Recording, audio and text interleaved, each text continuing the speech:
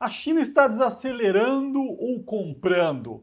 Qual o risco dessa mudança da China para as ações aqui na nossa bolsa? Esse é o tema do vídeo de hoje, pessoal. Mas antes de começar, dá um like. Se você ainda não é inscrito no canal, inscreva-se e ative as notificações. E vamos lá, né? Os recentes dados da China, as movimentações, têm movimentado com os mercados, né? O Ibovespa sofreu muito em função de alguns pontos que eu vou comentar aqui. Hoje é um dia excepcional, né? Ibovespa caindo na contramão do mundo, mas por fatores internos, né? A questão fiscal pegando e derrubando os nossos ativos, mas tem esse ponto específico que é de China. O Ibovespa é composto por muitas empresas do setor de commodities e relevantes, né? Então tem um peso muito forte a correlação China commodities e o desempenho do Ibovespa, tá, pessoal? E comentem aqui embaixo, vocês estão otimistas ou pessimistas com a nossa bolsa? Eu vou sortear 2 livros, O Investidor Inteligente, do Benjamin Graham.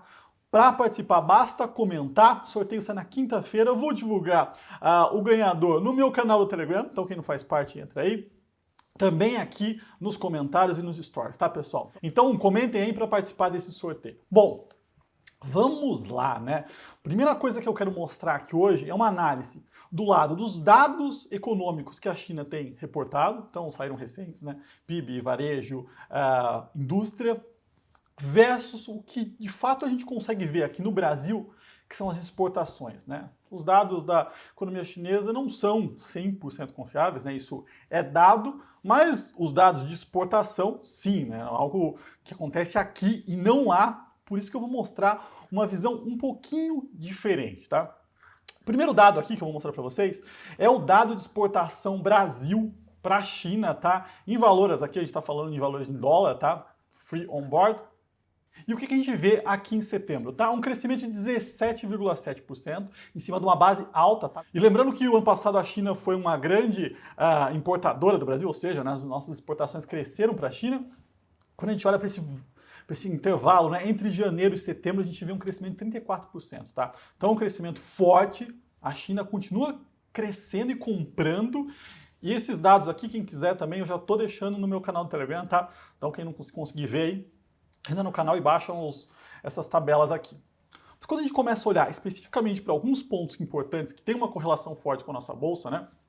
Minério de ferro, que está correlacionado com Vale, os Minas, Gerdau, CSN, né, como consequência, a gente vê um crescimento nas exportações de 13% em setembro. Setembro foi aquele mês ruim, né, para os mercados, em que a economia chinesa começou a dar sinais de fraqueza, né, entre aspas, e as exportações cresceram, e quando a gente olha no ano, né, um crescimento nas exportações aqui do Brasil de quase 90% para a China, falando de minério de ferro. E não é só de minério de ferro, tá, pessoal? Quando a gente olha para a soja, que é extremamente importante para eles, a gente viu um crescimento de 44% das exportações em setembro e no ano de quase 20%.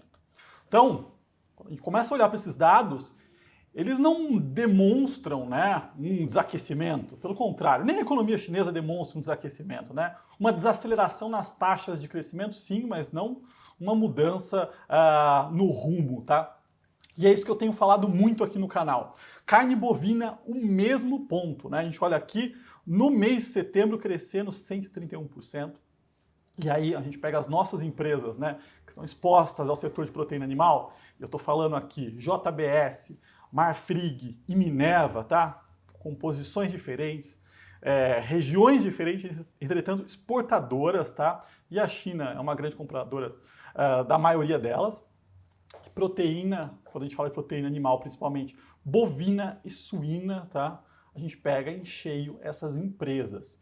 Então, no mês crescendo forte, no ano também, né, 35%, e esse movimento do crescimento das exportações para a China de proteína vem crescendo nos últimos anos, desde o início da peste suína africana, né, que dizimou ali grande parte da população de porcos, tá, pessoal? Então, esse movimento não demonstra o movimento de estresse, de pânico que a gente tem visto na bolsa aí, impactando várias empresas do setor de proteína e de commodities. Lógico que o minério de ferro caiu, isso tem um impacto. Entretanto, né, aquele fim do mundo ali que a China divulgou não parece tão real. Quando a gente olha para a carne suína também, crescendo 19% no mês e 23% no ano. Então, de forma geral, a gente consegue ver esse crescimento, né? A China continua crescendo e importando mais, né? E o Brasil exportando muito mais esses produtos que estão correlacionados com as nossas ações, né? Então, como eu falei aqui, Vale, Gerdau, CSN, Uzi Minas, as de siderurgia não exportadoras, mas elas estão atreladas, né, ao preço internacional. As empresas de proteína animal, sim, exportadoras na veia, né? Então pega diretamente ali na receita delas. Mas quando a gente começa a olhar para os dados, né? Então vou mostrar aqui os dados que saíram essa semana e que deixaram de alguma forma o investidor um pouco mais tenso. E aqui esses gráficos também estão no Telegram, tá, pessoal? PIB da China no terceiro trimestre veio abaixo do esperado, todo mundo deve ter visto aí no início dessa semana, 4,9% de crescimento em relação ao ano passado, né, o mesmo período do ano passado, esperado era 5,2%, não foi tão abaixo, né? Então, de 5,2 para 4,9, sim, foi abaixo, mas não uma mudança. Mas quando a gente olha, né, o acumulado no período, nos 9 primeiros meses, né, de 2021, tive um crescimento de 9,8%. Ou seja, a economia chinesa vai crescer muito bem, vai dar tá dando um baile aí na maioria das economias desenvolvidas. E isso aqui não mudou, né? Pode ser que não seja 8,8%, pode ser que seja 8,2%, 8%, mas o crescimento é forte sim. Na margem tivemos alguma desaceleração, mas nada que mudou, né, a estrutura e que tenha que impactar tão forte as ações atreladas a geral as commodities, né, e a proteína. Do lado da produção industrial, a gente também viu um dado um pouco mais fraco, né, 3,1% crescendo em setembro, mas quando a gente olha para o período, né, para o ano acumulado, crescendo 11,8%, e lembrando que a indústria chinesa no passado praticamente não parou, né? Ela conseguiu retomar muito rápido pós o início ali, né, do Covid no início de 2020. As vendas no varejo, sim, retomando fortemente, porque essas sofreram mais, dado a dificuldade na mobilidade, né? Cresceu acima do esperado nesse mês, né, em setembro.